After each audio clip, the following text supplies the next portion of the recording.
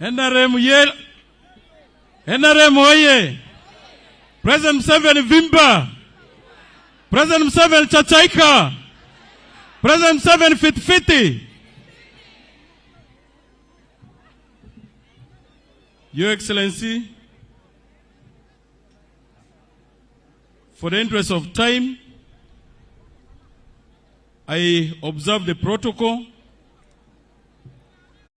I'm given only 10 minutes, so I want to concentrate in giving my report in form of memo. Your Excellency, on behalf of Adjumani people and on my own behalf, I would like to express our sincere gratitude and appreciation to you for having spared your precious time to come to Adjumani district. Indeed, it's our great honor to host you today. You are most welcome to Adjumani district. Your Excellency, we thank the NRM government under your able and wise leadership for the peace and security that is prevailing in the country. Your Excellency, the people of Adjumani district thank you for accepting to be flag bearer and presidential candidate for the mighty NRM party in the 4th general election 2026. Your Excellency, I wish to assure you that the people of Adjumani are fully behind you. Your Excellency, this summary of the memo provides an overview of the National Resistance Movement NRM party's achievement, challenges, and recommendations in Adjumani district.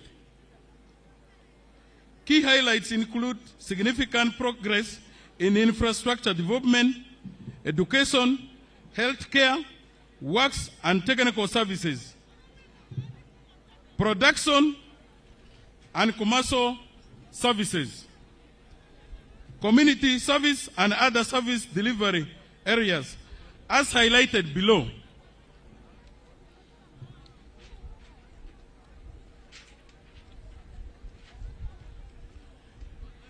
Your Excellency, these are key achievements of NRM government in Adjumani district.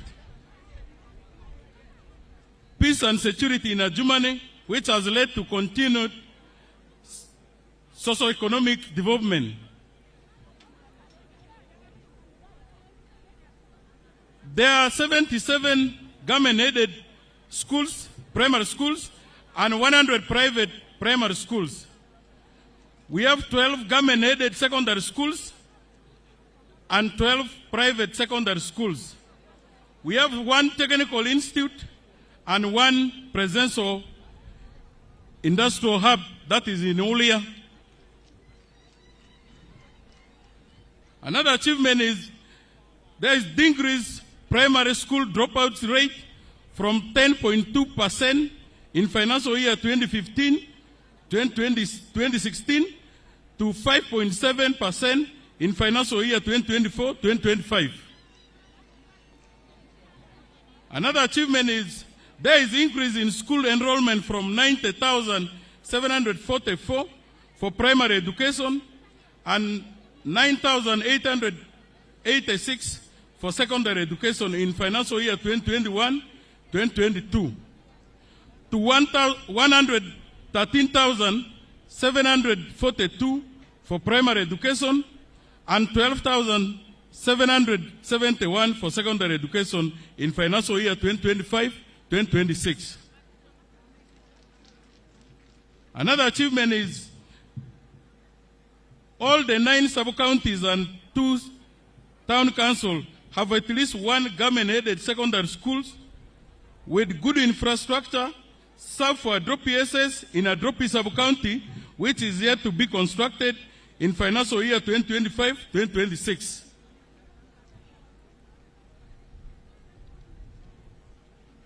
There are 14 health centers in Adjumani district. Namely, we have 1 hospital,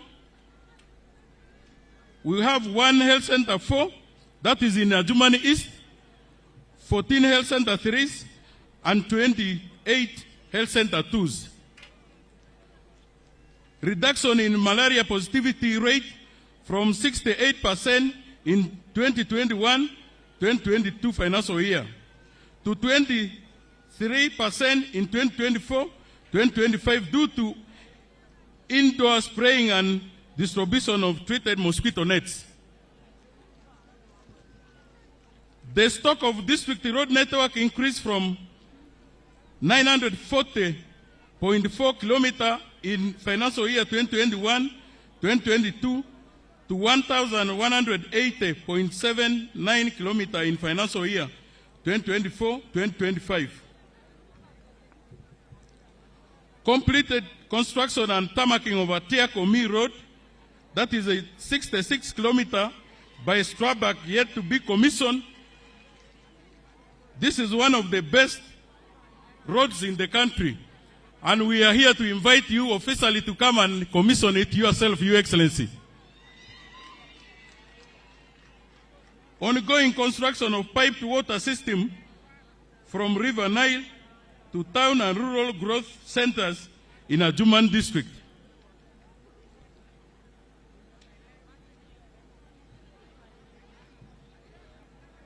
There is increase in the water coverage from 71% in 2019-2020 to 75% in financial year 2024-2025. Under PDM, Your Excellency, we received 17,584,000,000 and dispersed 17,116,985,000 to 20,211 beneficiaries. And in this, we have 6,730 youths, 2,176 elderly, 6,169 women, 3,896 men, and 1,240 PWDs. Your Excellency, as district, we have a recommendation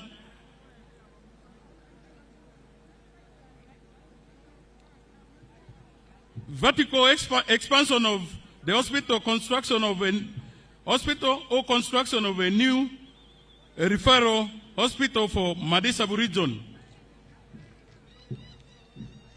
Because as Madisabu region, we have a population of 536,731 to justify the referral hospital. Upgrading of 28 health center 2s to health center 3s. Construction of health center 4 in Adjumani West as mandated by law. Provision of an ambulance for Adjumani East. Complete the construction of Paridi Stadium where we are, Your Excellency, for games and sports. Establishment of technical university to enable employability of our youths. Construction of technical institute in Adjumani West constituency. Construction of over 1 kilometer bridge, each to connect Adjumani to Obongi at Sinyanya and Adjumani to Moyo at Omi Laropi. Tarmacking of roads from Adjumani Town Council to Sinyanya landing site, which connects West Nile to South Sudan. Increase access to electricity and stabilize power outage. Provision of more tractors in the district to increase land under cultivation for increased production and productivity and hence livelihood of our people in Adjumani. There is a need for the government to establish cold chain storage facility or processing plant and support farmers with oil press machines.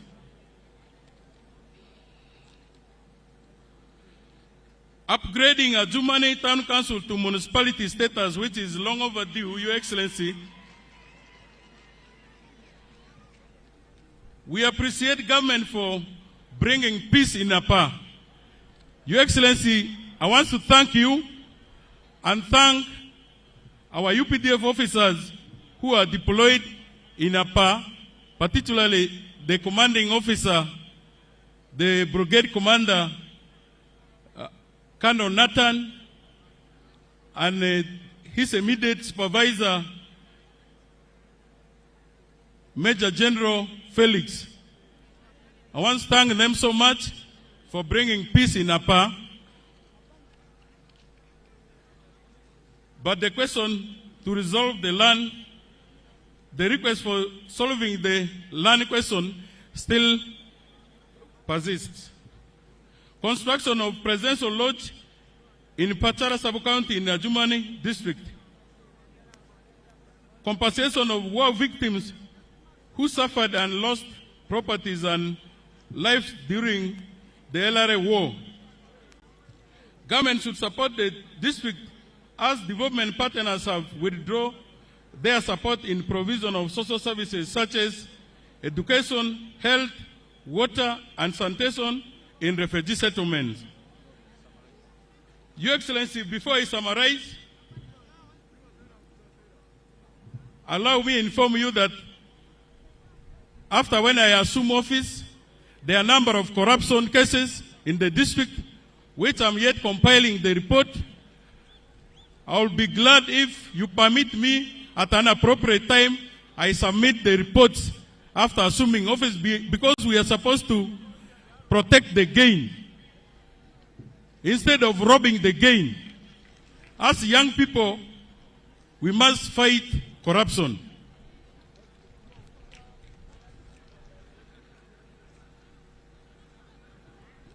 Your Excellency, I'm requesting as NRM leaders of Adjumani, allow us have a meeting of 20 minutes time before exiting Northern Region, if you can permit us.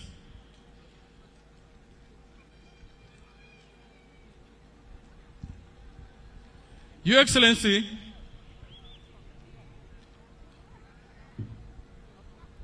there are party promoters in Adjumani who supported me in mobilizing the mass, and I want to take this opportunity to introduce them to you.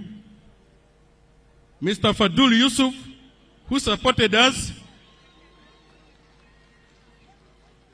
Mr. Izale Daniel, who also supported us greatly. Mr. Chiga Richard, who also supported us greatly in mobilizing our people.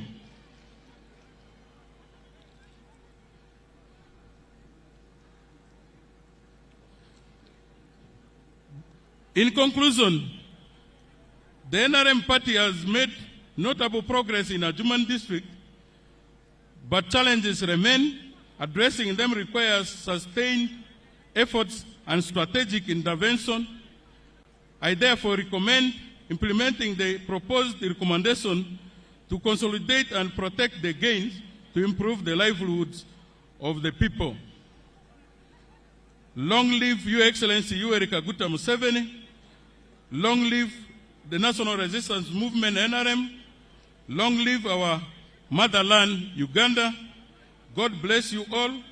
I say all this for God and my country.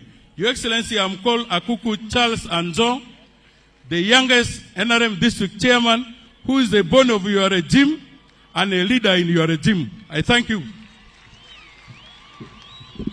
Thank you, Chairman, and may we give another round of applause to the Chairman. Thank you. Adjumani hoye!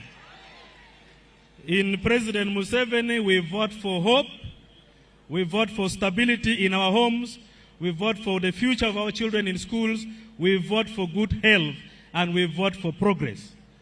Politics is about hope. When we campaign as a party, we bring you hope for the future.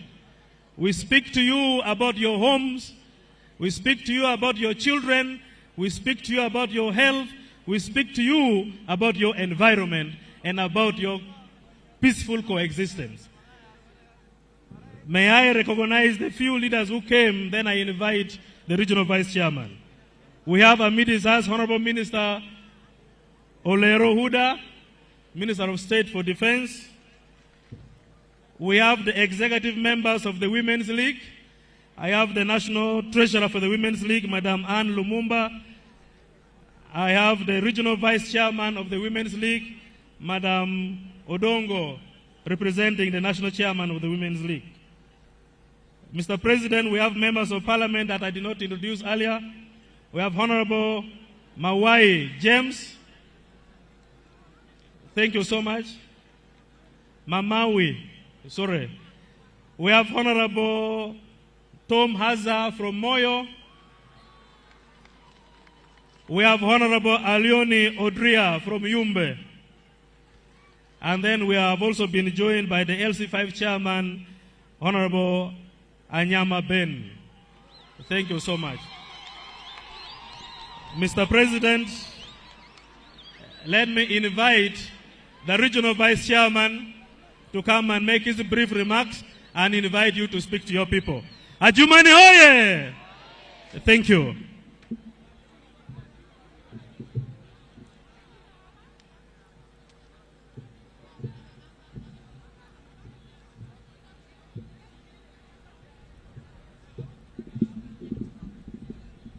Adjumani oye! NRM oye! President Museveni oye! Your Excellency, the President of the Republic of Uganda, General Yoweri Kaguta Museveni, the NRM flag bearer for the 2026-2031 presidential position, our elder in the region, the Right Honorable General Moses Ali, the Secretary General of the National Resistance Movement, all other leaders in Adjumani and the people of Adjumani. Maru Dennis Amson Obua, the NRM Vice Chairperson, Northern Uganda. Your Excellency, on the day we came to West Nile with the Secretary General and the team from the Secretariat to prepare the region for your coming, a commitment was made by the NRM leaders of West Nile, and I want to thank them as you exit West Nile this afternoon for the massive mobilization that we witnessed in West Nile, for the massive turn-up of the people of West Nile, as witnessed today in Adjumani district. Adjumani, may you thank yourself for coming in big numbers to receive President Museveni.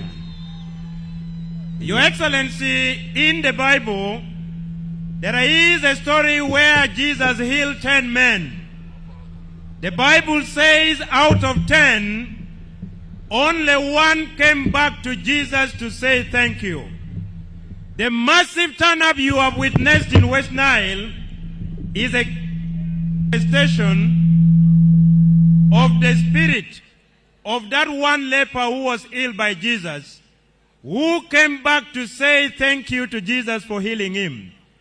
The massive turn-up of the people of West Nile and the people of Adjumani now is a clear manifestation that Adjumani, West Nile, and Northern Uganda is thanking you for giving them sustainable peace in Adjumani district.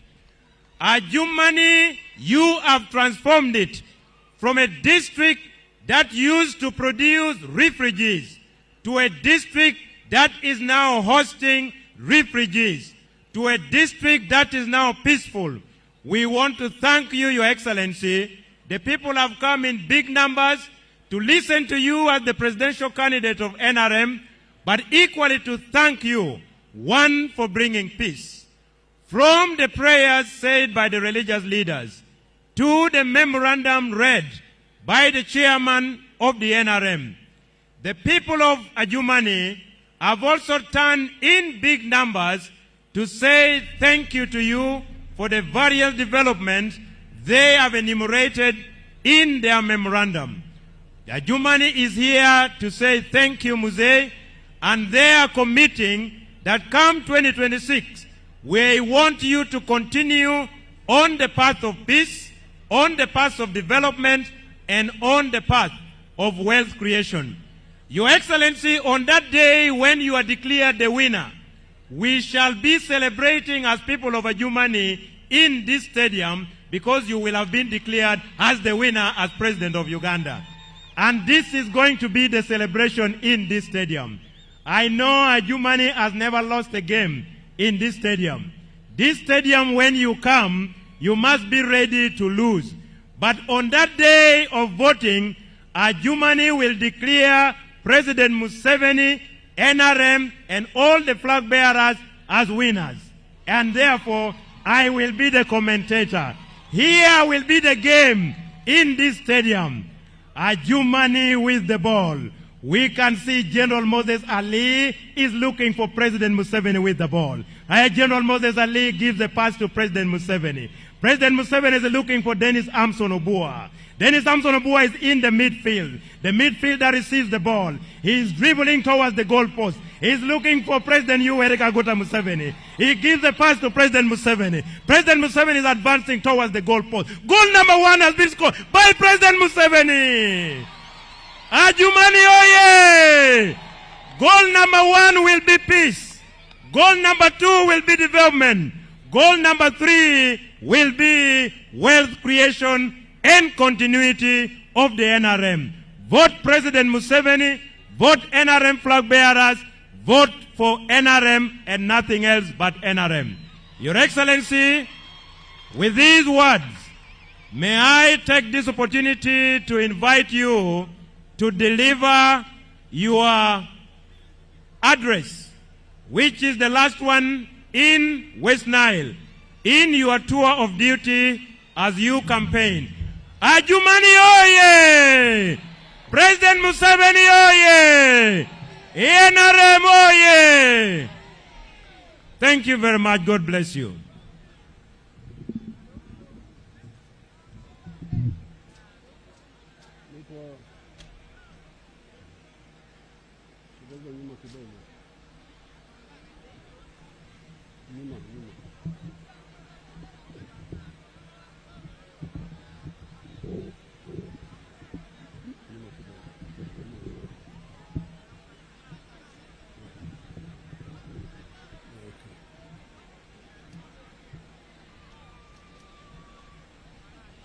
Ebinyara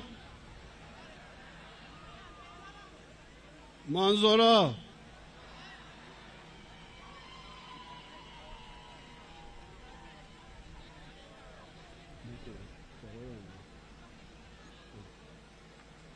the Vice Chairperson of NRM Northern Uganda, Amba Gaga NRM di Uganda woru esirigare e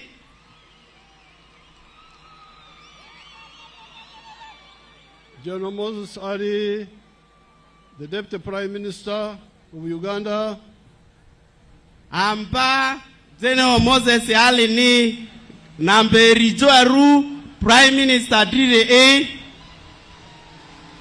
the Secretary General of the NRM, Karani Ogorogoro Amari Party NRM dire e all the other leaders, Amba Tituria RE and the people of Adjumani. Anyelaki Amari Atumari Yoterose. I am here to again present to you the vision of the NRM. Madi Andrew Orobi NRM diri terere anyini. The NRM has been involved in the politics of Uganda for the last 65 years.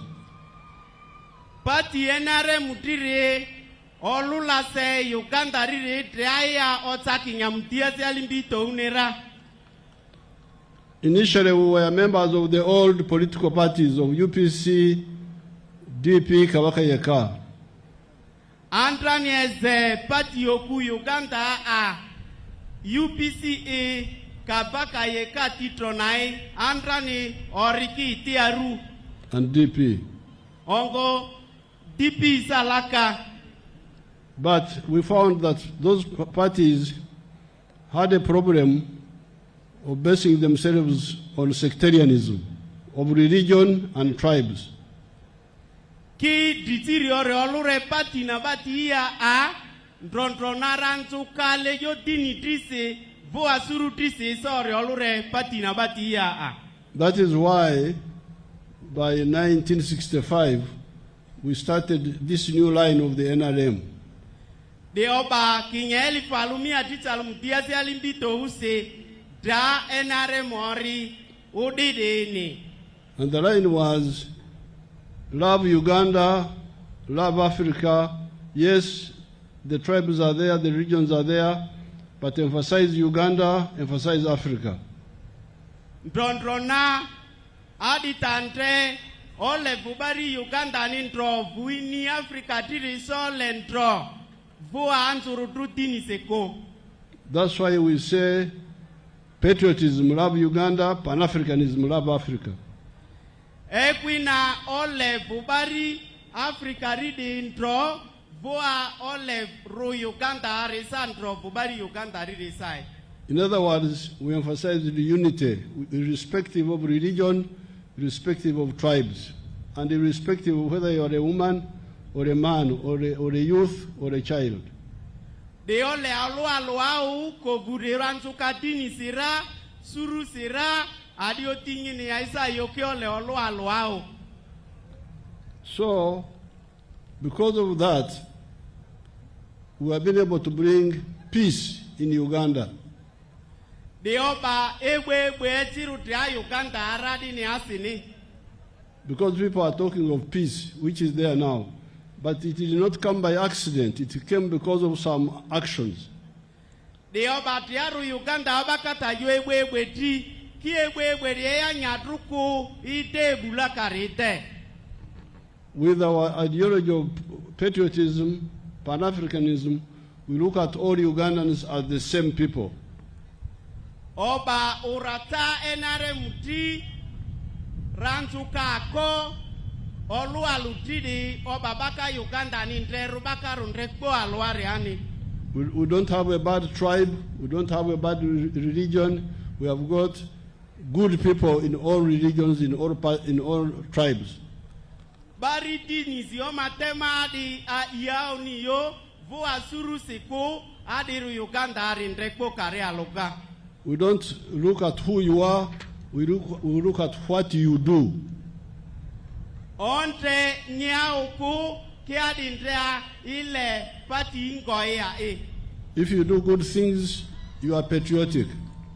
Zobu anyita tuiri tea owekwina ile nyabunintro. If you do bad things, then we oppose you. Zonyite ta nyita unziri tea o paka nyindrera. We oppose wrong and support right. Taunziri lebo leku kiteri bako gunatiao. Now, because of that, we have been able to achieve two things. Diopa ta rongo eri iterura. First of all, unity in politics. Olualu laseari I. By having a national political party which brings Ugandans together. Voa lemula sedi Uganda okborogoro aluongoka ba Uganda ariezikare alokare. That's why we are able to win elections nationally on the first round without going for second round. Dioba NRM saka ijaza ongoza ija okuribati sasini.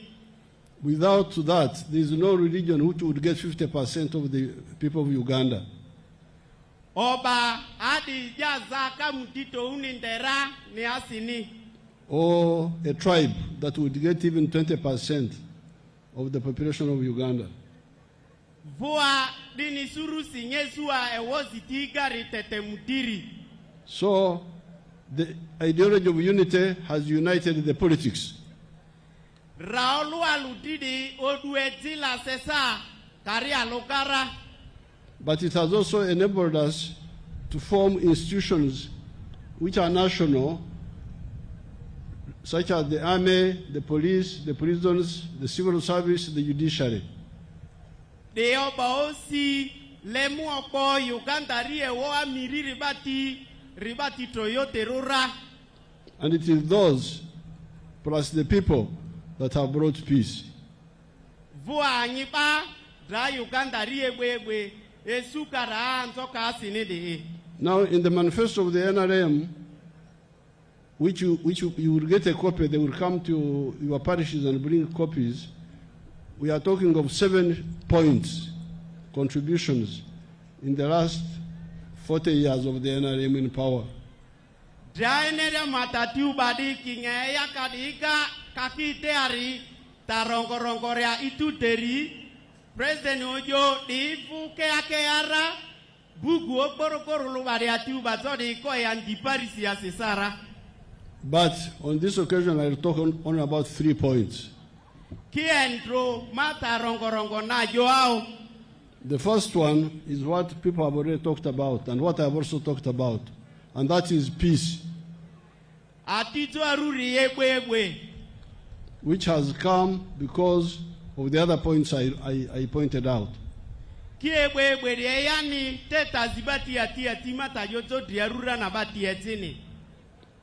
Now, that one is clear.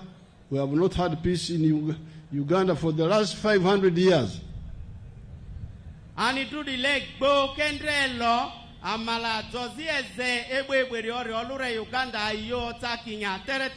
Some people speak about Uganda as if it did not exist until the British came.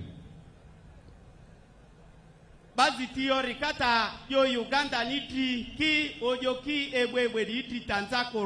these tribes of Uganda were here all these thousands of years. And we have the history. We had a bit peace between 900 and 1400 AD.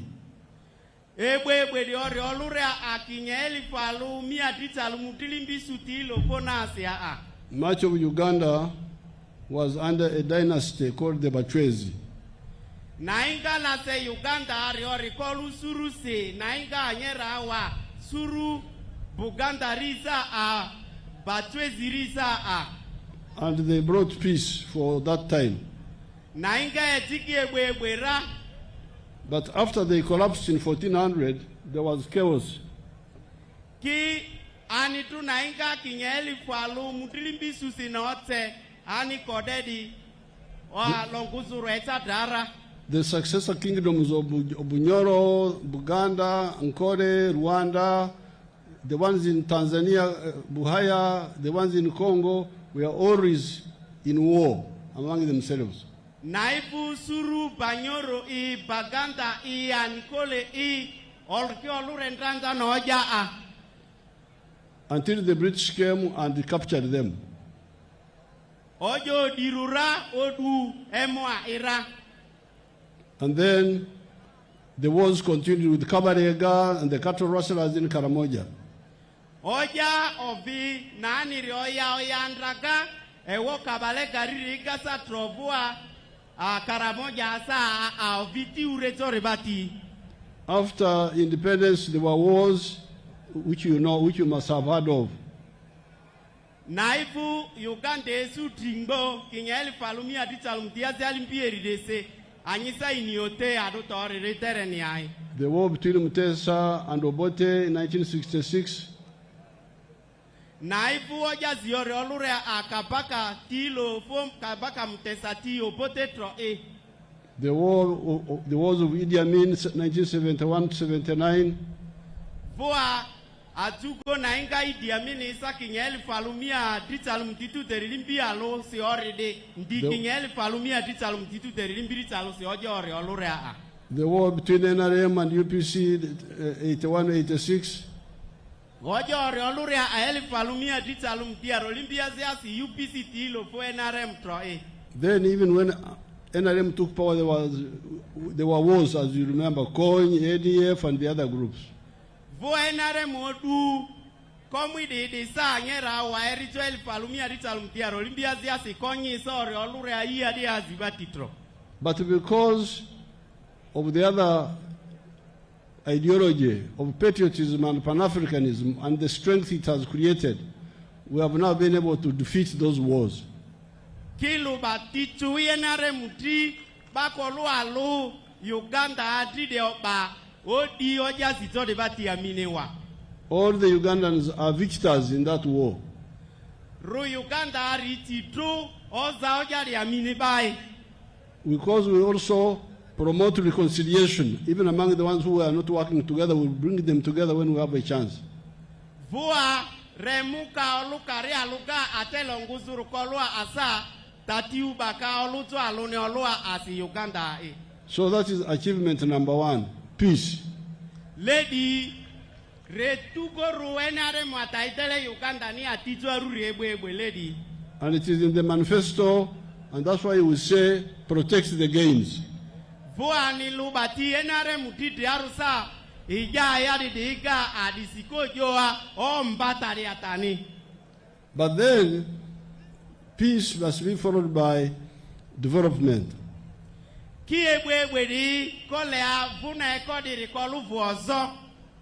That's what your chairman was talking about here.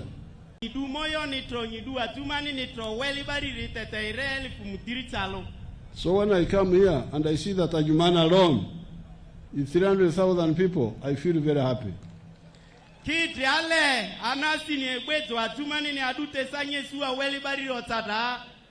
And why is this? Why is this?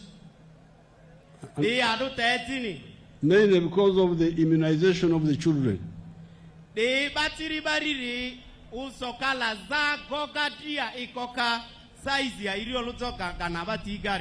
children are no longer dying from measles, from all those diseases.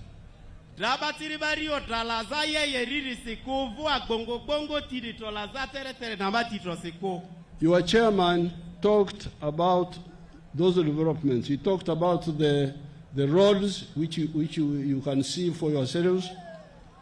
NRM chairman orikata tejo vozole tirirega gurureda yetrobondre bani misera. When the NRM came, the tarmac road was stopping in Gulu. Antrani leti sulela musedi itina se Gulu. We had to repair the Gulu-Kampala road a number of times, but also extend it to Atiak, to Adjumani, now to Laropi, all the way to Moyo, to Yumbe, to Koboko now. Leti de da sulela musedi ko ya tare tere Gulu esi yadi paka na ideru ro ya Atiaki drako yadi ni Muyo paka Koboko Yumbe sidi da yote yadi buleti de tere. But I am told that the security road to Obongi is not in a good condition. Kileti baridi ayadi burusi ko yo bonyisede ole itelera.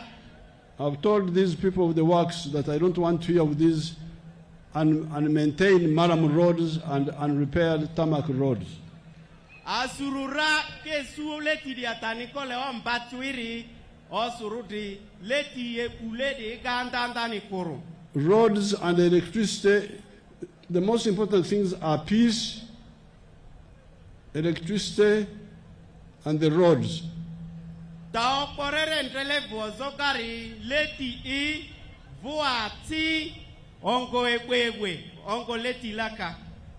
then on the social side, education and health.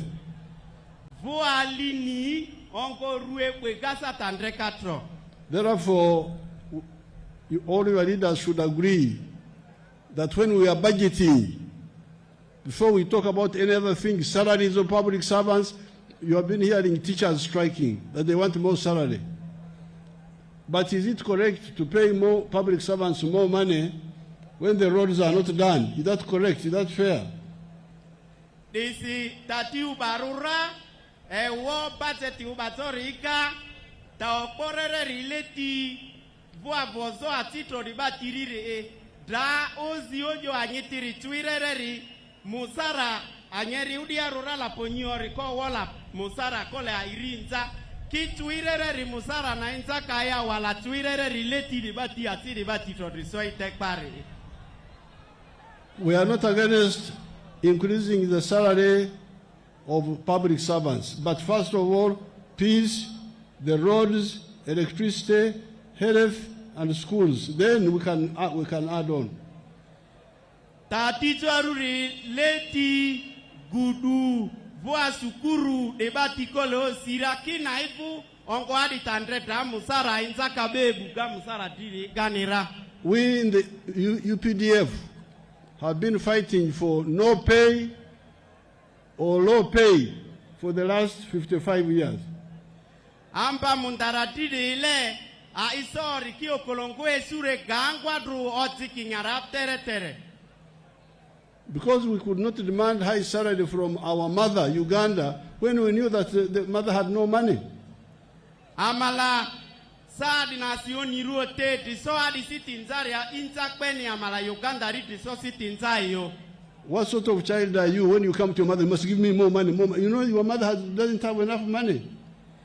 This is only barangwa teri nye anyente di nyi jo anyente kokwe nyini sitinzanza fu adi ni rini ote diso sititiaru yodi. Because the money is public. The budget, how much money the government earns, you see it. It is in the budget. This is city Uganda riri size na ingoti ya isa tatu bale budget ungwele budget di kanyindre ote. So therefore, I want us to agree that the roads must be both tarmac and maram must be always in good condition. Desi kole a ikita tito aruri leti ofirubari Adjumani riziti kole osula musira ongo ziti gwenyi tui disi osu kolu pelere e. Why? I'm saying. Adutasi. Because the road affects everybody. Amalaskua leti de kabako koru ndituru. The public servant, the one who has never worked in the government, all of us are affected. So let's start with that which affects all of us. Leti de oko bae buite kakameti diri satro roa nyetro tututru de siole leti ni de atire asini. And if there is extra, then we can do other things. But let's do the minimum first. Naibu to ampurairi orita zibati teki atire kole atiso onre idoto aruri letiri de batikba. So the security road from Pakere to Pabo is in a bad condition. It must be worked on. Leti bari anyetro ngadi ko ya pakilesi ori ya ire papodi ungwele security road di yani diaru tuiku kole angbe ide mi emira. The road from Adjumani to Obongi is also in a bad condition. Voa leti ngadi Adjumani ko yo bonyisi nyanyari de sa na ovini unziko le akitero. So once we agree on the budgeting, what comes first, things will move. Zoa irura tatiu bare akao kolongo ni koya dini ni rairi tangu de sakeawa. And we have seen how it can work. Like now we have finished the road from Guru to Atiak to Adjumani and we are continuing. Desi intera leti di enga di Atiak ya di bari Adjumani o ya pako mi de tera droko le ako zameri na alele ya zon di moyo risaki dero. The chairman told you about the schools. NRM chairman bari district area komu di NRM diro jota The sukuru primary schools. The primary schools. Sukuru bari batiri primary gari bati e. The secondary schools. Senior riri bati e. They are all the technical school. Voa sukuru vodori te amelo technical sukuru tiani na e. They are all mentioned. Lady teula era. And the sub-counties which don't have government secondary schools will get in the next term. They say, Bari Adjumani dia, Sabu County secondary school resu de korore, a dropi ikesu ada, Kenya financial year ya de gatro. And the parishes which don't have government primary schools will also get. voa parisi baridea tiki sikole a primary school kolwa iga anisa yori batike suara kinyaya de batiga. Because that is our policy. Amala lady lo bati enaremwa dreleli nigare bati. But I'm glad the sheikh who prayed reminded you of the history. Tebe amba dini amadri islamu dire na ile gijore agadia ejo ile gini pelere ejo ta ordari ditro. Although he's a Muslim, but he was giving the parable of the sower. Anite dini islamu dire kaki lejo epi anejo leri bugu ole bari Catholic Christian dire kasa are ekalejo epi opojo le bugu na ara rijo ao. In the Bible, Jesus gave the parable of a sower who went and planted seeds. Some fell in the thorns, some fell on the rock and dried up. Anyera wa lejo bugu ole riana lejo epi zikata jo ori dedi voaduriga voazitiode otikia ribati iti. But some fell on the good ground and germinated. And he said, you are now, finally, my message of wealth creation is beginning to germinate. They say, amba lejo ekwi okongoro rereri, ori dedi nyakutu iri ari kozo konga kozo rako wapelere, de ilimie suka nyeto Uganda riko ruleleri. So, this is what I've been telling you all this time. De iteze majole rileze majole anyine ribati. I've been telling you about free education. Aritajore anyini lini ili ribati iti. From 1996. Erito elifalumia titalum tiritalumbia ziasi. But people didn't listen to my advice. Anyiberi tampa tuko president de anyeri lejo de ekwini kwa ititisa kode. They still charge money in the government schools. Triaru sabakoti city kesi sukuru kameti dire batine. And then some of the children drop out. Batiri zibativo akaponyi ebera otakiko ako. That's why I decided to peacefully show resistance again. You know, sometimes NRM is peaceful, sometimes it is violent. Voa lase pati ya Marie NRM dirse dele anisa zibatisi ewe kizibatisi ka anisa koka bara tazibati guy. So when people refuse to listen to my message of free education for children in government schools, I started my own schools, skilling hubs, where I train children free of charge, and you have seen how much they are changing. Ate mi dota jokadi bazi tieri ekwina kuruvozo lini sini ariga kusa primary tige beki akaka vipo nyitro andraka kurode meamu batati dralini vontori anyaniko tere ani baridia uliadia akoba kalini tema votorike babari nere. Are there some of my graduates here from the skilling hubs? Desi anyiba ikoka ulia industrial hub karidia a. Put up your hands. Those you can come forward here. Security, you can open way. Allow them for them to come.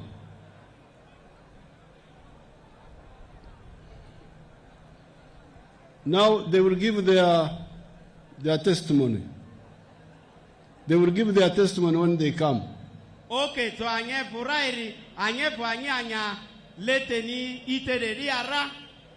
now that is all on education. On health, the chairperson also gave the report.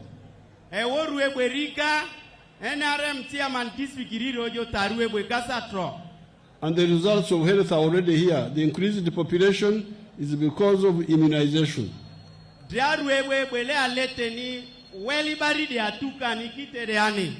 There's one problem with health, that is the stealing of drugs in government hospitals.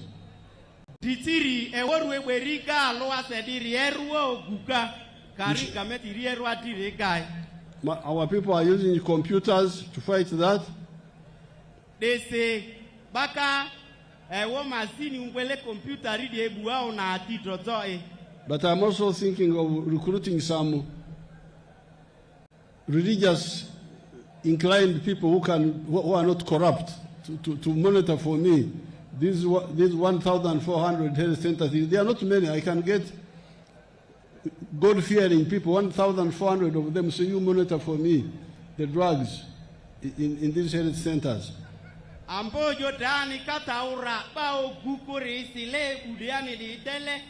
the other children come. Don't stop them from coming. Let them come. The graduates, let them come.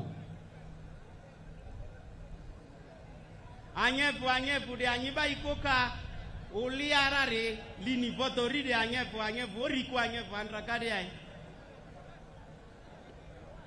So that is all to do with the development. Lady Tandrele wovo zokare.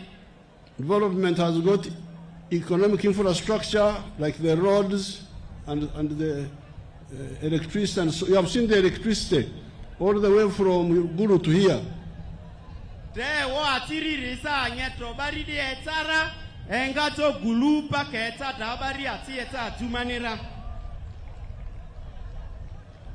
The telephones, you have seen the telephones. Simu ni rabari anyetwa atozio kusimu weli gatu kidrasimu bari boa. Everybody has got a telephone now. But itro anguti tra telephone number simu yote anyiria That is on the side of economic infrastructure. Naijole ewo limi Uganda di kozoni tanani na kitereani. And the schools, the health centers are to do with social infrastructure. Ewo sukuru titi, ewo ruekweriri batitro ka oviru anyetro kolu pelere ni ingoni anikitereani. So, if you are auditing NRM, you start with peace and you go to development. Zoile nini NRM ite buingoni ya kole anyidon trelea ebweka vuairi ya vuozoka isandrea But I always ask my people whom I meet the following question.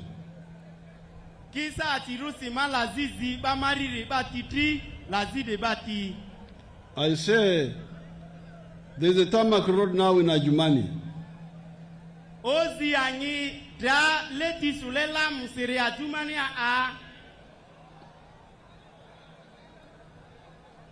The question is, at night, do you sleep on the tarmac road? Da lazini ini akanyi oduko leti la musiri itia. What do you call sleeping? Your Excellency, they said yes. What do you call sleeping? Sleeping in our language. Odu koka. Otu, huh? Odu koka. Do you otu poka on the road at night? Ani odu ko leti di itia. Do you otu opoka on the road? Ani odu ko leti mia. Where do you otu opoka? Odu koka. Where? Ani odu ko ingoa. That they sleep in the house. What do they call house? So. Call it? So. So. So you otu opoka so. Now, that's why the NRM came in the 60s to guide our people. Lady of the NRM weyato kingerito el palumia titalo mutiaziasi ya leti be titore. In the 60s when we were students, el palumia titalo mutiaziasi ambati orolure patiripo nyitire we asked this same question. We asked this same question. If you are sleeping in your house, that means that the poverty you left there in the morning, when you go back, it will be waiting for you. Ki zonyo du ko nyirito asata ko luna nyenga nyirito asipiri kanyiteti so nyirito anaa. What do you call poverty? Tako. So the taako, you left in the money. When you go back, will be there waiting for you. And say, Karibuni sana. We are still here. Taako ni zonyebe nyenga inini nyebe nyirito anari kanyute na apaka ituko derasa nyengwela kakanyi nyesu anati kanyizia ne oluna. So that's why we said, please, there's a difference between development, which is ours, and wealth, which is mine as a person, our family, or the company. They are the ones who own wealth. Desi anyeto ngwingwi kole oni yote wo vuozoti vua mali ti amala mali di kolu nyiti nyanga sirini wa kusake sua anya lemuzi kusa anya grupu temari na ye wo mali ti de ka anyi konani kizo vuozoti li bako joao vuozoni kabako go through. So, do not be diverted and think because there is a tarmac road in our area, there is electricity, there are telephones, there are schools, therefore your home is out of problems. Besikolea igweko omaleti lamuria atia sukurua rueweza tuini. Those schools, those health centers are ours. But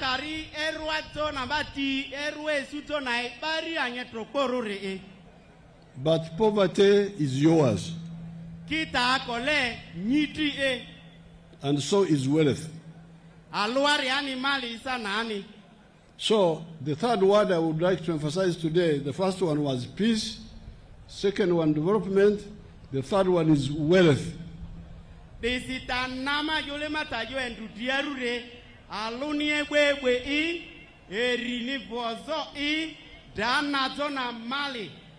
before I go to wealth, let a girl and a boy from my skilling hub give their testimony there.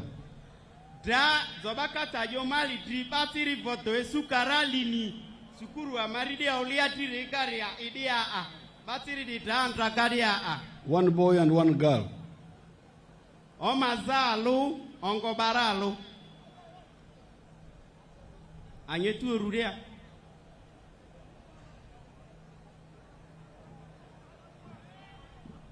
Speak in the local language. Anyijo tamaditisi tatui anyini retede sukuru anyiri anyela leo lia di avuka siringi jo nyitia isaka aniri jo au maditi.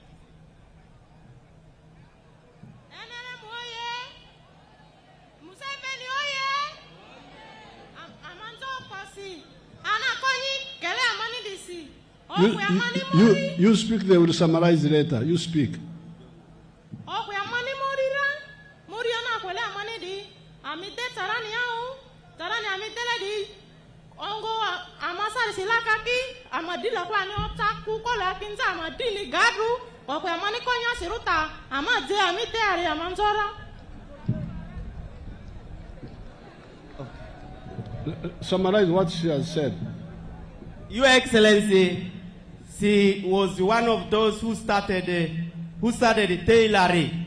They were in their group. Right now, they are doing tailoring, but she's saying they don't have enough requirement for the tailoring, so they are still asking for government to support them in the other requirement to do best tailoring. Why had you left school? Had you left school? How far had you gone in school? Come to the microphone. P7.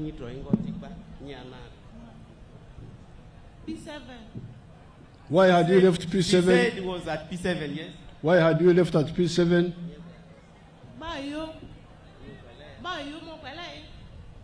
That there were no people to pay her in her education progress. No money. Yes. So it is the money which chased her out of school. Yes. Okay. NRM oye. NRM oye. Ayun kwe marusi masi Ibrahim oye. Mengo olia industrial harbor. Made welding. Ke challenge me ale me sule. Tatwe me mule me sule welding gare.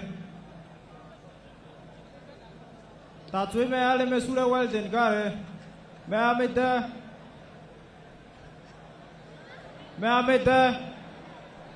amete ta. Ongo ma olo alo ide. Ma jo tuza. Ma jo miuza. Ke ta challenge ro amandre. Drila kwa Mario Chako.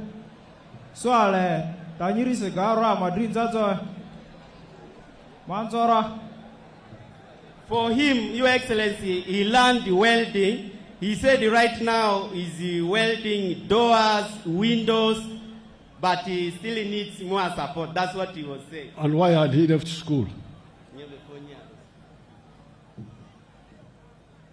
Marizi Madrid zare ne mokere wanayo. What was your class when and why had you left?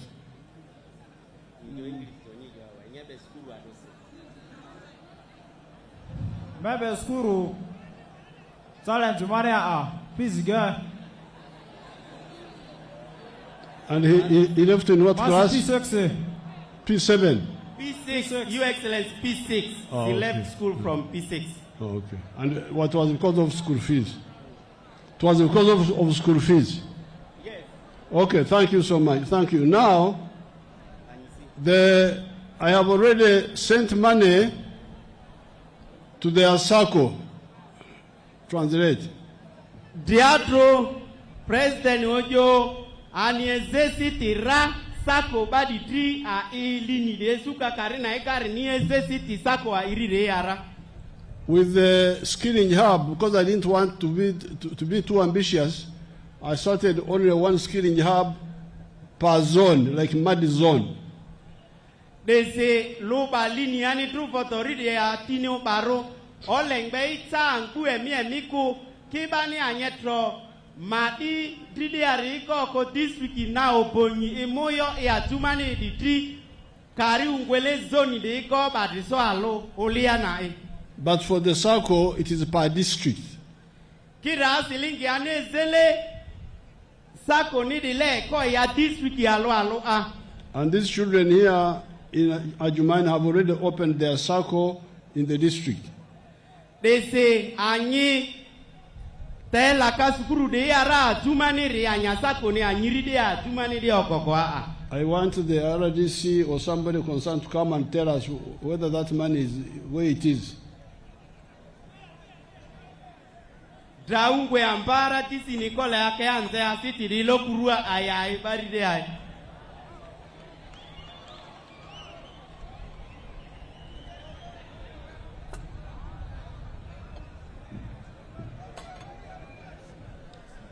Your Excellency, this hub received 50 million this month at the beginning of the month in Centenary Bank Adjumani branch.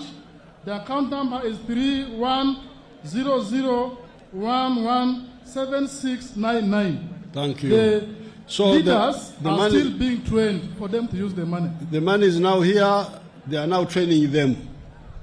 And that 50 million is just a beginning. If they need more, we shall put more. Money is not a problem. Da nyerira President Ojo City milioni mutito udia a pia I ambana kari solini Yesu Ojo ki City di kari nzawa ani ole dorani kinza antira City ni lejo kwa nini e. So the issue I'm raising, stop short. The issue I'm raising is that those witnesses you saw had dropped out of school because of school fees. Drata di ole ite de bali ni de ngaka Uliara di tepe ojokiria ya tisia ebefonyini lejo fizi direse. Here all of them, it is the same story. Desi anguna kata alwari joao lejo fizi ride anguna tiko joao. I left school because my parents died. Mebe fonyi nosi mata otrara kusamendre ti otraira. I left school because nobody cared for me. Mebe sukuru amala madizi mata mbadi yo ongo kamu kwe fonyi gana sa yo. But if your parents couldn't care for you, Uganda should care for you. Kito nyata tinyende trobi nyata mbale pesa ra Uganda kole akompanya taniwa. This is why I said 1996, please correct these children.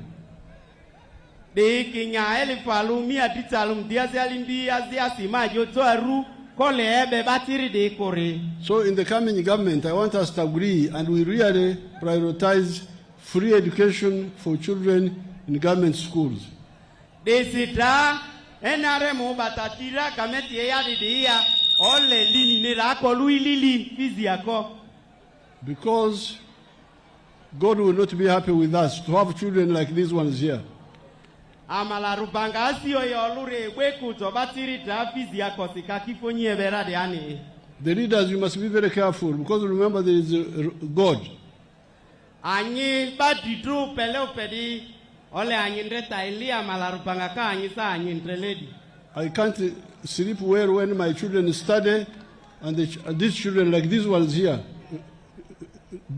wrote in ignorance.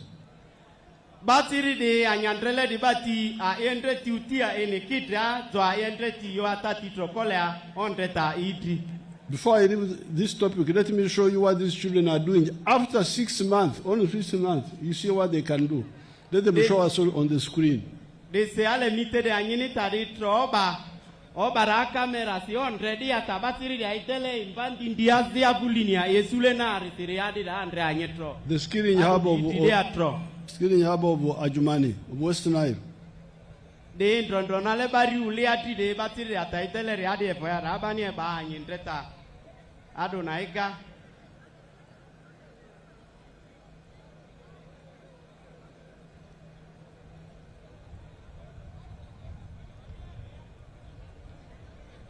Owe di uliari ye.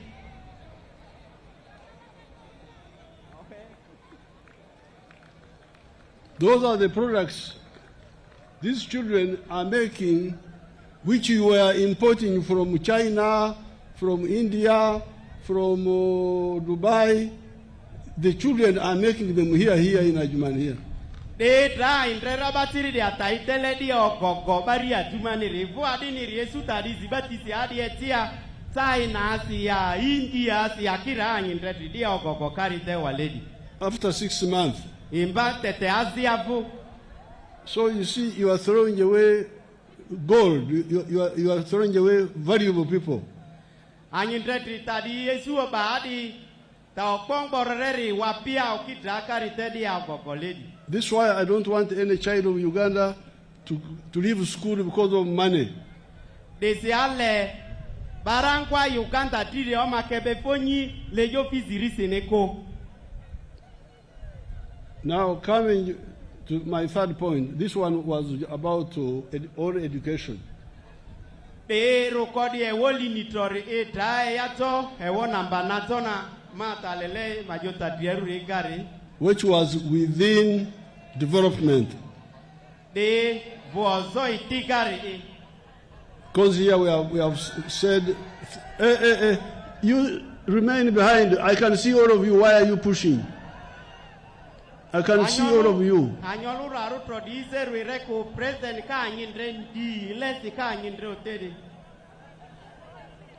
Go behind there.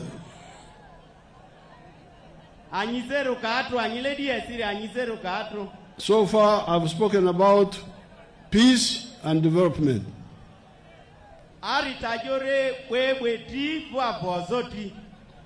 But you told me you do not odupoka on the road, even if it's good.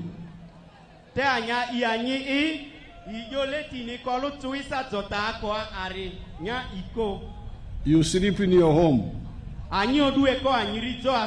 And when you are in your home, you face the poverty there.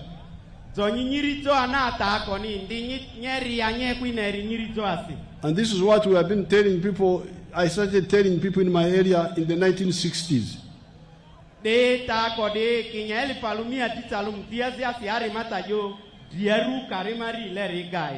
I can show you the people who listen to our message. In my area there,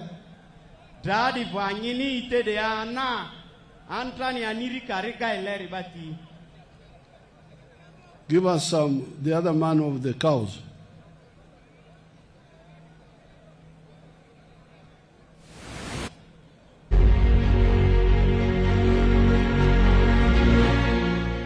Muzini wingi wenye matongo wa ngoma mungu tuwe wetaka fesi mungu taha mungu wanjye ndi mwisa ntewe mujya kureba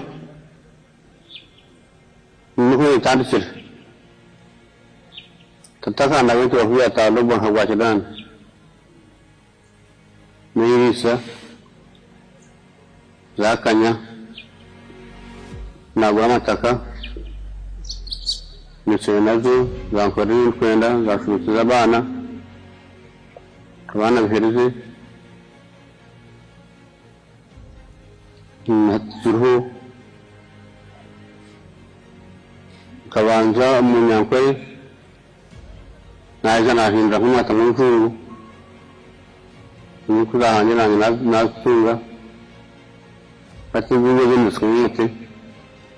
On our farm, we collect over 900 liters of milk per day, and a liter costs 800 shillings, which is approximately 21 million per month. Now, this man is part of the people who never went to school.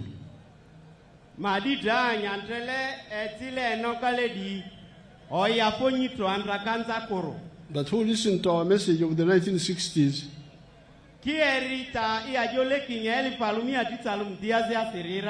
of wealth creation,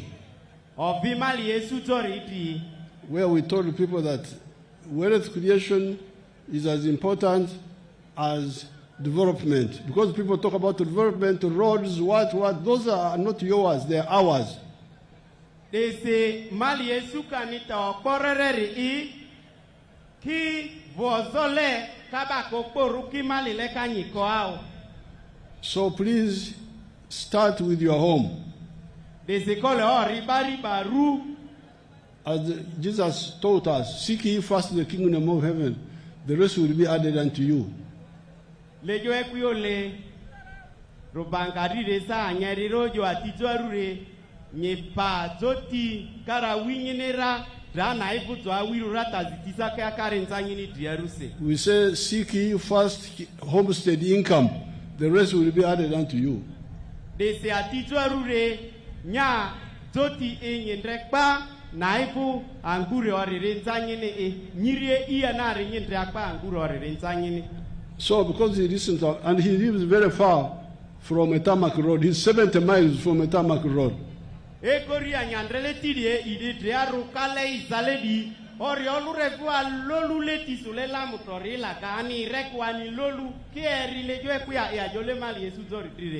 the cattle corridor. But you see how he has changed.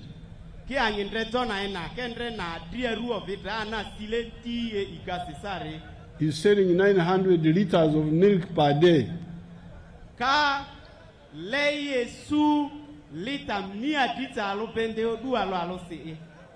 And he's getting 21 million shillings a month.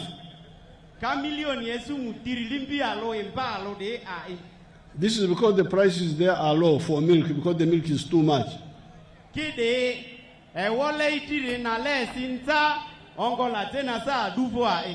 The milk there is 800 shillings per liter.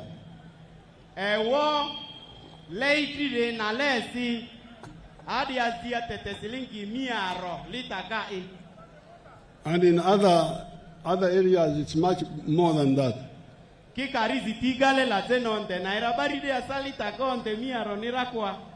And he has built a good house, as you saw. He He has built a good house, as you saw. And he has educated children. That girl, well, you heard her speaking English, she's a graduate.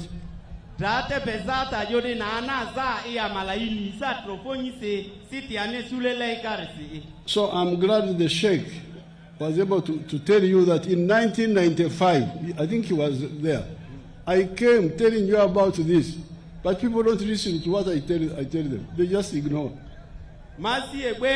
District Kadini, Amalakinyeli, Palumia, Titalum, Dritalum, Siari Tadijore, Te Olobo Anajole, Legigadi, De Tandra, Okuma Jole, Kiba Eritotos, Tisekoro. I was improving my Rugbara, talking of Loni, talking of Otita, that time, 1995.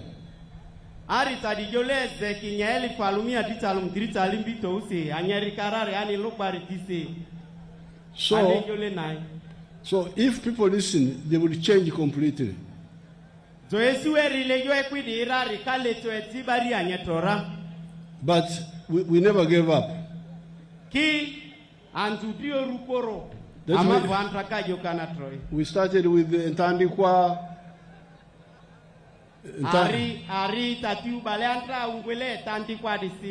NADS. Operation Wealth Creation. Operation Wealth Creation is Tira. And now PDM. Triadro Paris Development Model Nila Kadrai. And Emioga. Emioga Isa. And Women Fund. Cities Itema Okunzini. And Youth Fund. Anyi Yaile Mruzito Dirisa City Youth Livelihood Tria. And Grow. Ongo does you where grow in. All this is to beg you to get out of poverty in your house. Please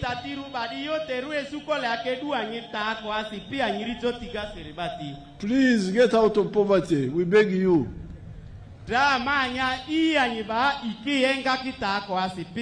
And we give you free money.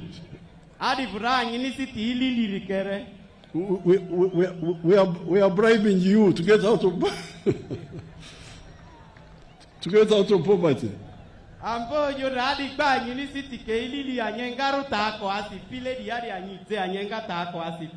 Let us see who have responded here in our region here. Let's see whether. Show us.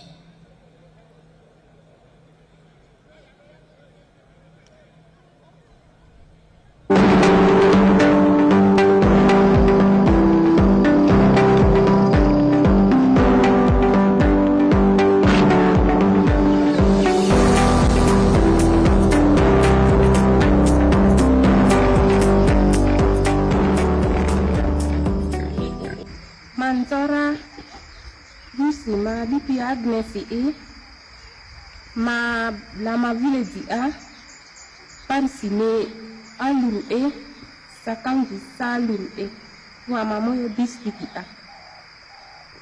manzo okose government.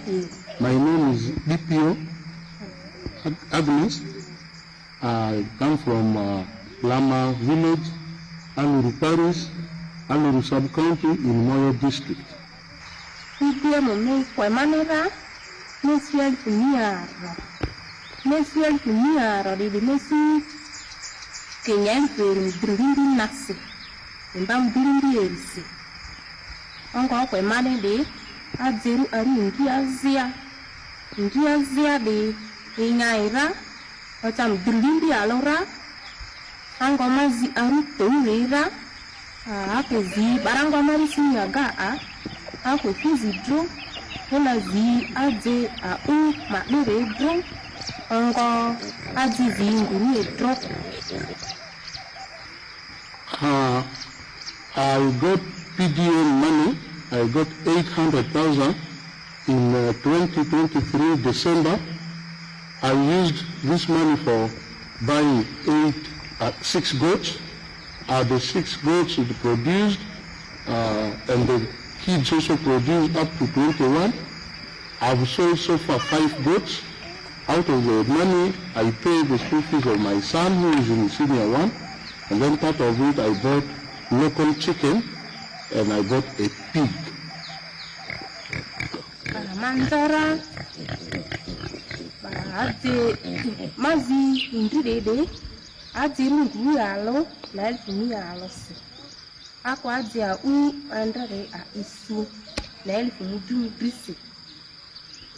Ude ngaira utikira diarong kwanzia engeleri otaire udiriani sara nguru eni uti a earo mazi aru aziarira anisa elfu mia alosi ongo kwanzi diaru duli kuru asiere.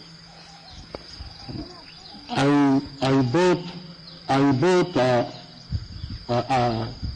the chicken, the local chicken, at 10,000 each. I bought 4 of them out of the proceeds of the sale of the 5 goats. And this chicken I've produced. Right now, I have the chicks and hens up to a number of about 20. I've also sold 6 chicken for the market. And then the piglet I bought at 100,000, which grew up and produced 8 piglets. Out of the 8 piglets, I've so far sold the 6, each at 100,000, and I'm left with 2 piglets plus the mother. Manzo government NRM divi yere kakuta Museveni ni manzo ano posi ana programu pidem dida tu bakasi esu okwe amane ko yela de ko anima indi zera ya neko ki ana kwe karasi o badra ji indila enya emanira o bama fizikwe wa onko tasbindi nyingi sama dineto wa bwate la zaka de mari familia sa konye na karema kwa yawa bisimanzo posi opikinza obibrianwe oyandraga okwena kamuri au sidwa mani andalo suzivule gari esujo amiberuta mari familia wa bisimanzo government yenere mdrive oposi kira abitiri drive joko biya wa ndima drive muri le ana oluka gasi esuma iare konyi dro indina yana birgoti no si agore ya ni oluji ndri agore ndo sima konyi zile tore lade I thank the government of Uganda, particularly the NRM government and His Excellency Museveni for formulating for us the program of PDM. Had PDM not been there, I have no idea whether I can own goods or assets of whatever I now have. I'm able to feed myself and the children, send children to school because of this foundation seed of PDM. Secondly, I thank God and we pray that He gives more life to the President, more health, good health, so that he can plan better for us, the local poor families, so that we get out of poverty. Thirdly, I'm requesting more input from government. I have local goats which can be seen. If I can get one improved male goat to crossbreed my local goats, I think I'll have a better quality goats and sell at a higher price. I thank government so much. Yeah. So now you can see the witnesses. Dendro sateni lele nte anyamisi lady anyeri olobo madiko nye sude Paris Development garesa anyeri anolobo ne anyatisi lady. I'm very happy to see these cases coming up. Anasi ekwe anandrekata sateni tadiba tiriko ya fusiliani si. There are rich people. I don't know whether we captured the farm of General Moses Adi when we went there the other day. I don't know whether they still have it.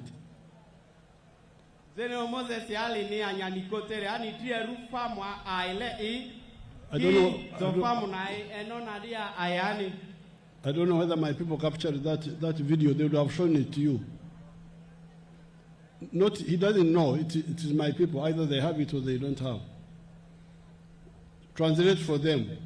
Ojo ani onikure ba nirie nodi ukokadi antrani ya fore zeno Moses ali rifa mwana ridia koki enodi eruna famu na rire troya iba nirie nodi bati ukokadi bati. So there are rich people.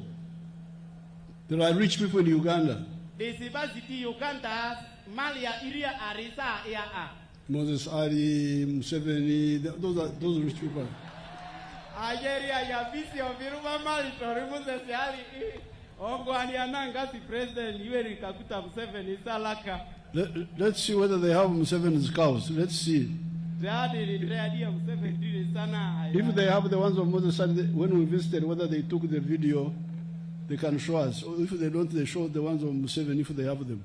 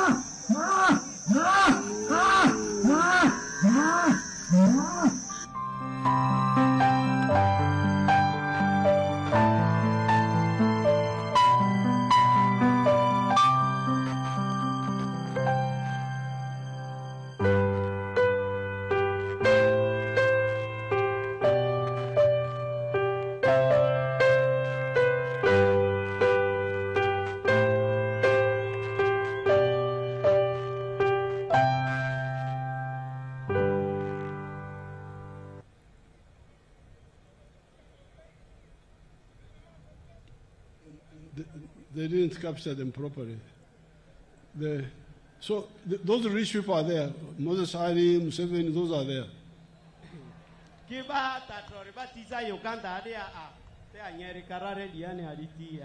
But those are not our problem. Those are not our problem. Because they are not the majority. What we want, as the girl was saying here, we want those poor families to come up.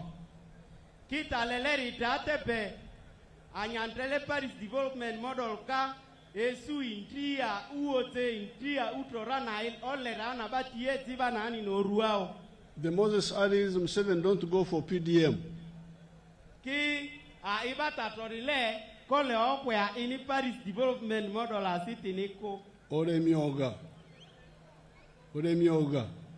City emuyokarire sokwa iniko ilakako. For them we have said if you want you go to UDB.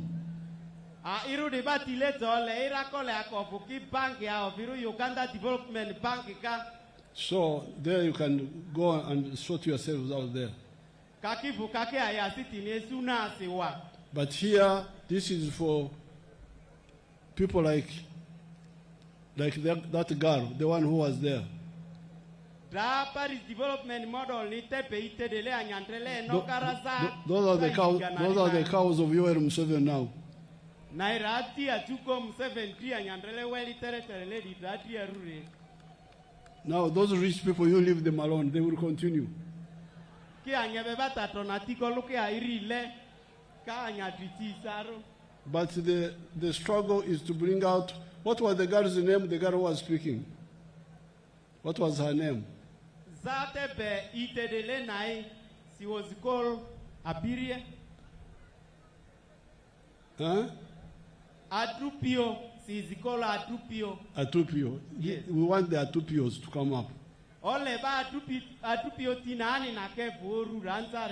So therefore, I beg you please, don't relax on this program of PDM. Paris development model each year we shall be bringing 100 million per parish.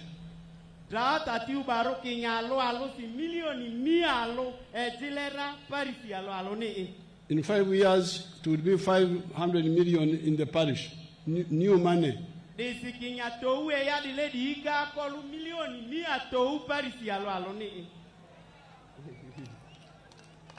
Then in the third year, the ones who got first, will pay back to the circle.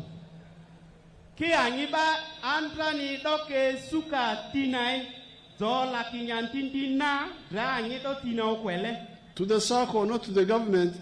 Anyikea sako lemu anyirina anaika ikekameti ni kuke anyikea okoko anyasako na anaya. The money will never go back to the government.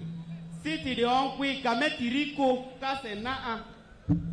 If you took 1 million, then you pay 1,125,000. 120,000. Nyingwia nyidoto ingwi kara nyingwia 1,100 lo mudiri. And in 3 years, 300 people would have paid back.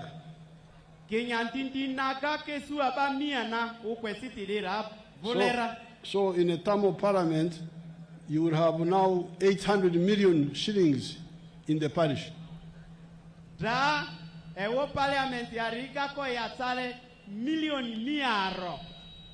But I'm proposing that we add another 15 million.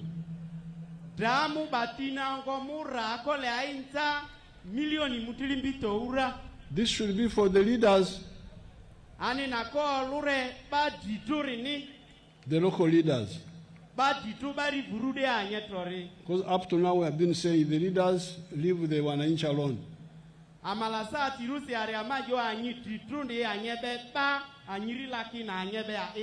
Now they can come and take from the 15 million.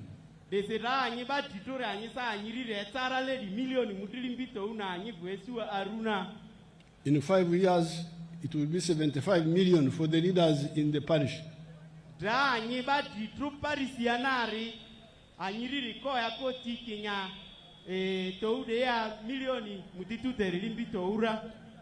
we want to start a fund for the religious leaders in their dioceses.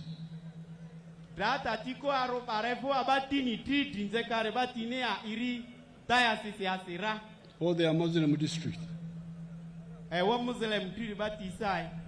So that they also engage in wealth creation.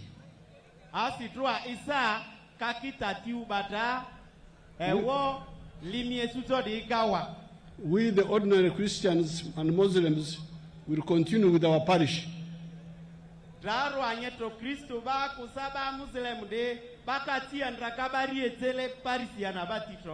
But the leaders should have their own circle, diocese by diocese.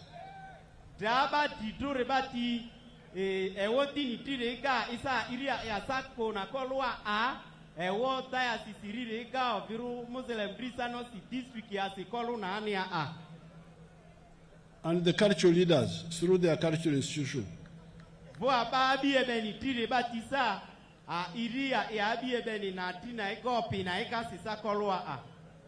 Here, what we want, wealth creation is not like football.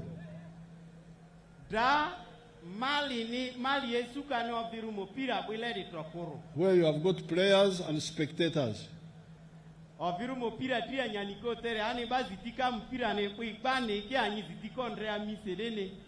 Here, everybody must be a player.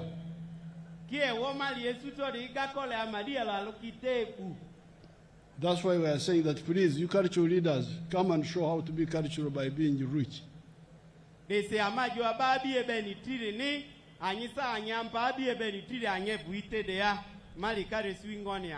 And the religious leaders, we are saying that Jesus taught about the talents, those who multiplied the talents.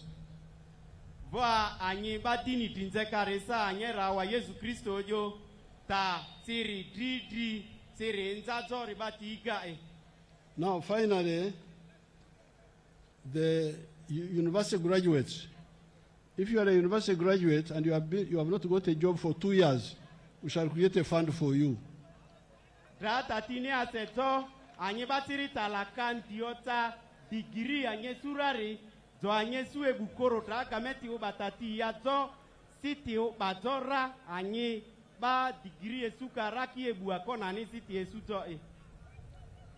And what Adipio, the girl, was saying, that one will be done. We shall continue improving.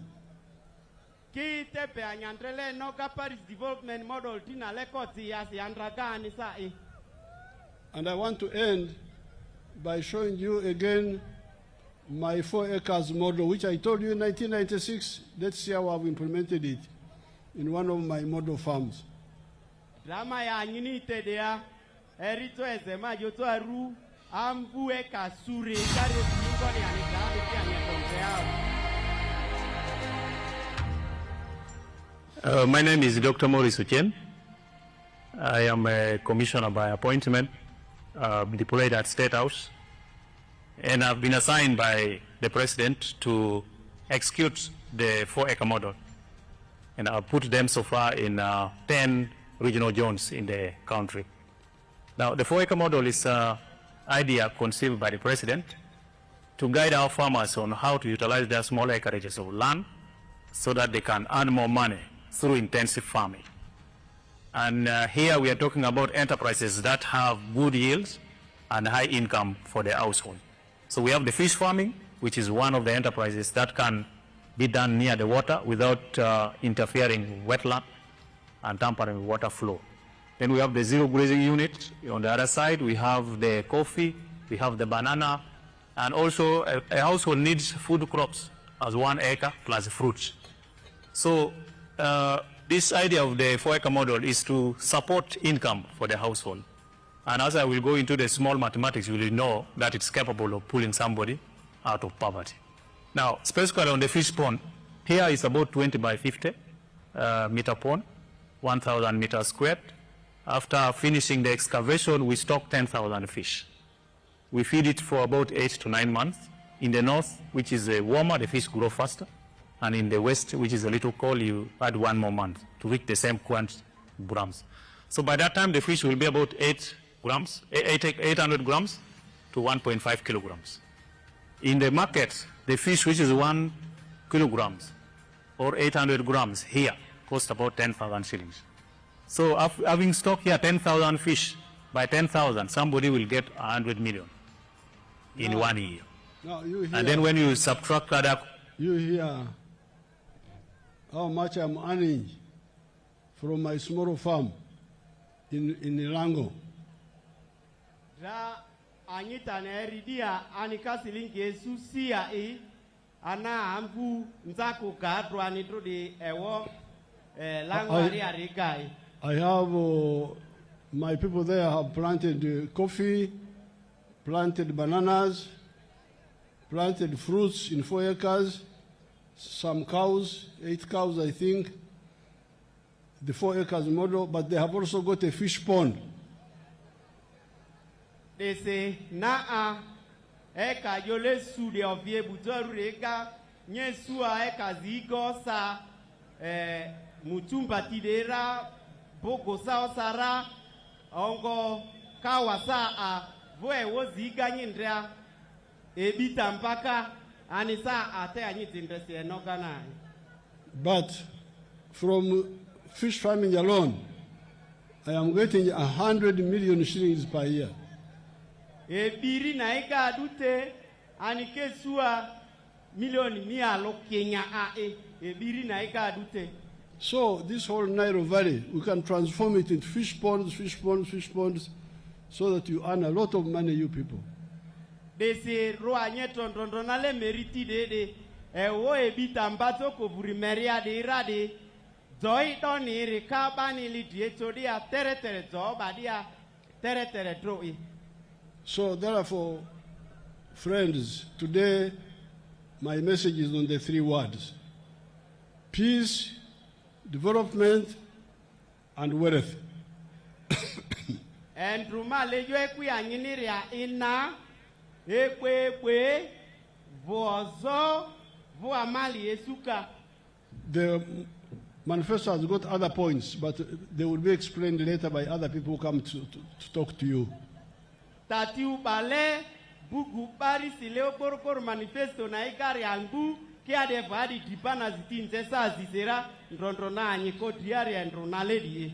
I therefore thank the people of Arua, West Nile, Adjumani, Moyo for understanding the message of the NRM. Desi ale manzoro anyetro Adjumani moyo arua ruporu westina iliare oposi lejo ekwi NRM dire rikarasi. Continue supporting the NRM. We shall add much more than we have done now. Desi anyibati ki andraka NRM okune atika tro asirubaka tanzari esura andraka bakati aisuka na tro andraka. There is something I was about to forget. Tazia You know, all these things need money. That's why I was telling you about prioritization. But God is also always on the side of the NRM.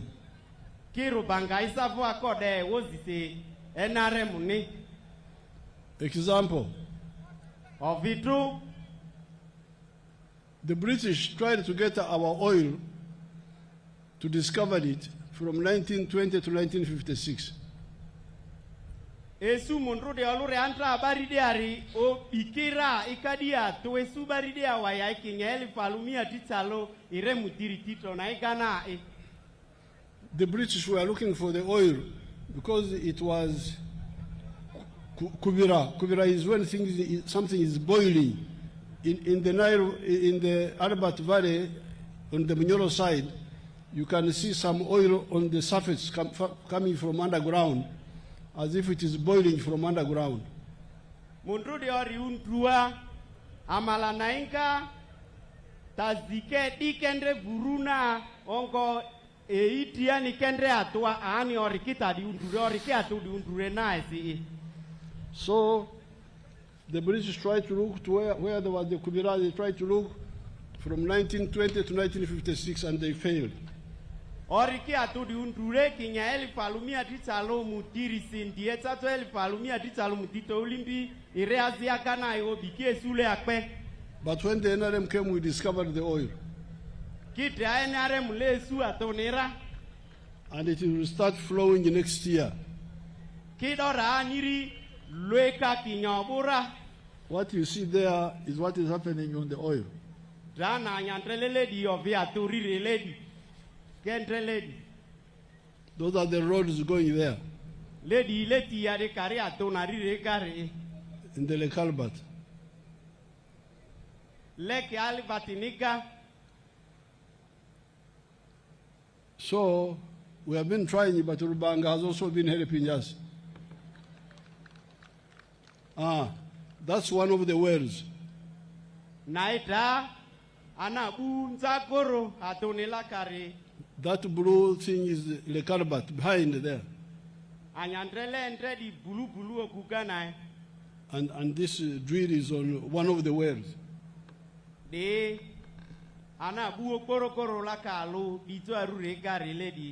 So we have been able to do some of the things you see, like this road to Guru with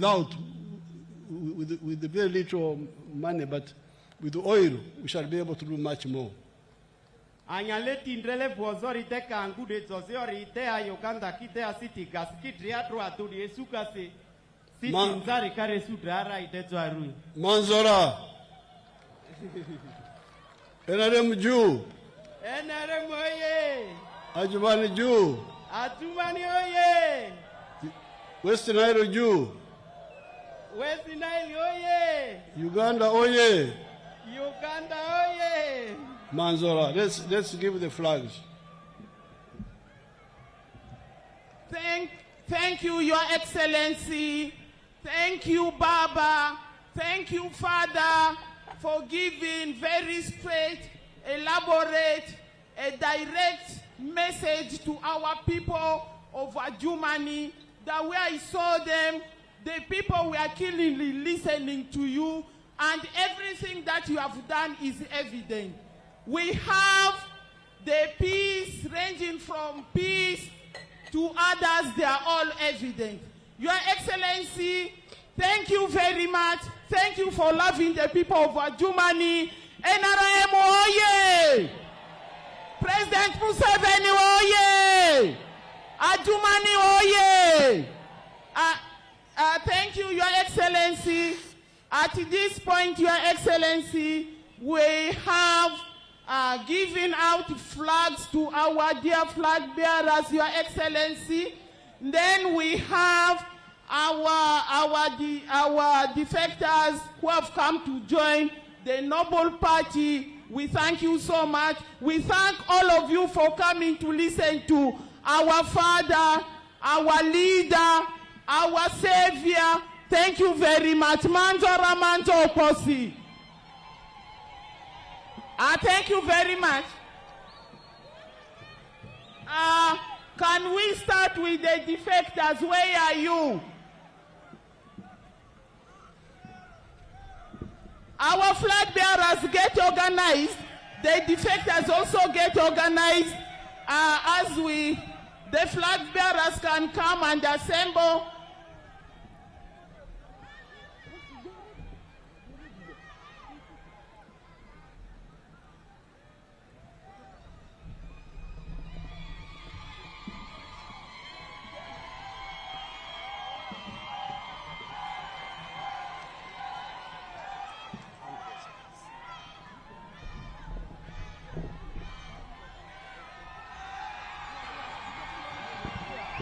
We have Angel Mark Dulu has received the flag. Thank you, Baba, for giving the flag to her.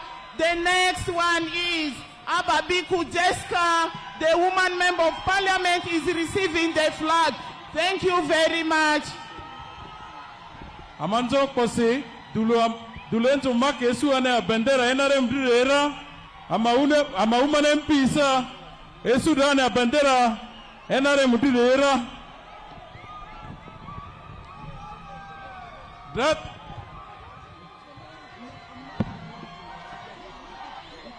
tierre amba Johnny ko yane bandera enare mutidure Johnny ko yane bandera enare mutidure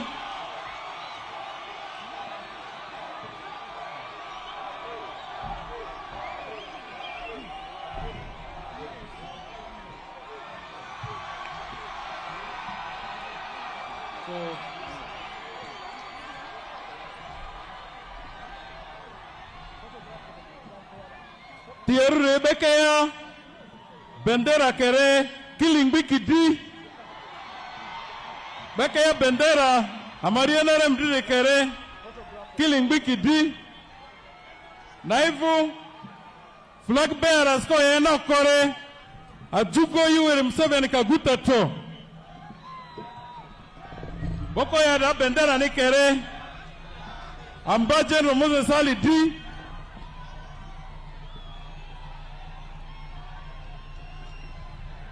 Killing Biki D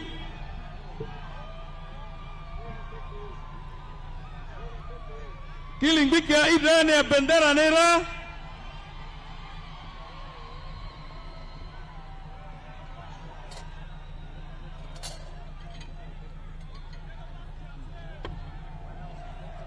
da Ajukoko ya enokore flag bearers bari tito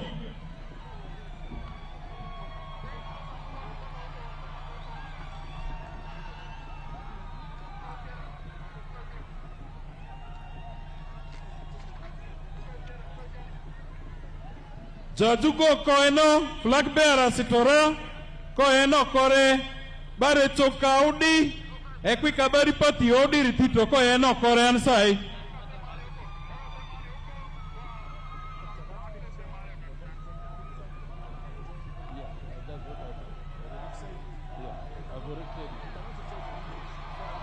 Now from there His Excellency is going to take photo moment with the new converts. Anyira bendera kokara nyufe amailo fosewa ndezodu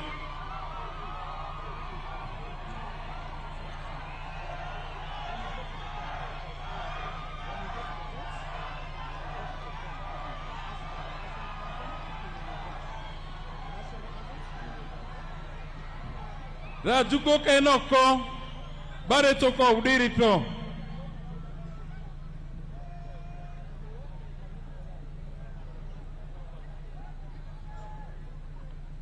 Amanzo anyoposi Ekwika mabasi yasi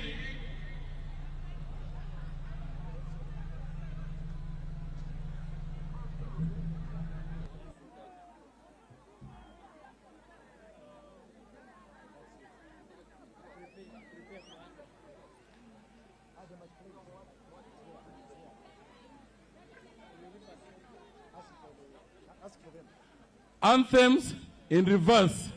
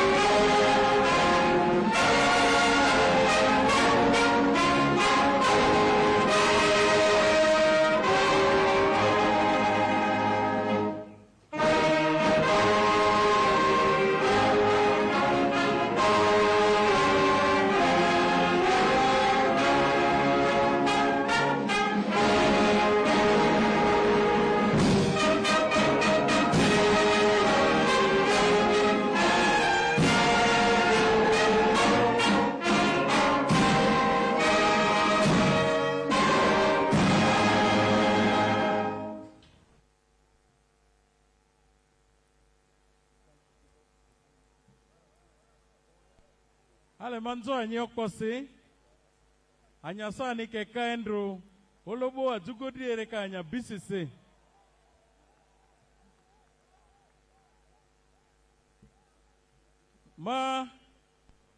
manya izo ajugoko ya kole okelaka mori vibe kole okelaka tiliri tirato na hivu kole aero anyito weli baridi etela ka eja beka se vo eja beka flag bearers baridi tinise kole ebenare muvuleku ma iya obeja NRM flag bearers ni Nerijo ambayo Museveni si paka BLC alo kolo be flag bearers yao. NRM juu. NRM oye. Museveni vimba. Museveni tataika. Museveni fiti. So Museveni mambonga tiko ya kolero anyito tiliri tirato okela kasi ebwe amala ambe yani iye tekire kole etela kasi tiebwe tiliri tirato sokasi Adjumani oye Madi oye NRM oye Flag bearers oye Ezonji Akoto oye Adjumani oye Johnny oye Johnny oye Flag bearers oye Kilingbiki oye Gero oye Flag bearers oye Adjumani oye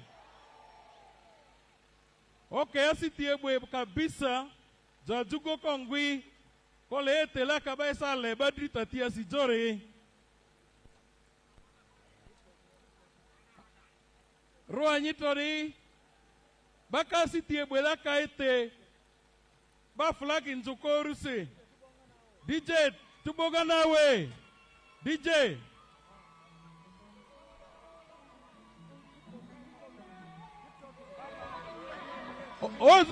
Azike ambani azike jugoni Azike jugoni Azike jugoni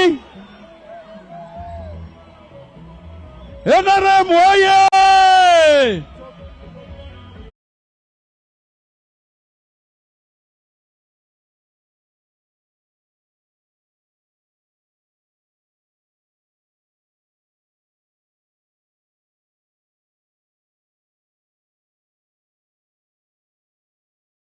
Atuko karazi ewe vulaka Oja kiba bonguni Azike atukoni Oja kiba bongu Azi atukoni ojo atukoni bye bye Ojo atukoni bye bye Amanadaka bani karini ebe Koya Amuru